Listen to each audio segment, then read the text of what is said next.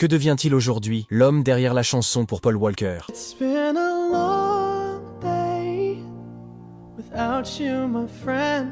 Voici Charlie Puth, le type qui a écrit See You Again après la mort de Paul Walker, en hommage, et qui l'a proposé à la franchise Fast and Furious. La franchise a adoré la chanson, mais ne pensait pas que Charlie avait encore l'envergure nécessaire pour la chanter lui-même, puisqu'il était alors un artiste tout nouveau. Ils ont donc demandé à Adele, elle a dit non. Puis, ils ont demandé à Sam Smith, il a aussi dit non. Ensuite, ils ont demandé à Chris Brown, et Chris Brown a dit oui. Le studio était totalement convaincu que Chris Brown chanterait le refrain. Mais il y avait un problème. Charlie avait écrit cette chanson pour son meilleur ami, mort dans un accident de voiture. C'était sa manière à lui de faire face à cette douleur. Il savait que personne ne pourrait égaler l'émotion réelle qu'il avait mise dans ce refrain. Mais la franchise voulait vraiment Chris Brown. Ils ont même enregistré une démo avec lui. Malgré ça, Charlie était convaincu qu'il pouvait chanter ce morceau mieux que quiconque. Alors, une semaine seulement avant la sortie du film, Charlie a menacé de retirer complètement la chanson, et la franchise a paniqué. Au final, ils l'ont laissé chanter le refrain,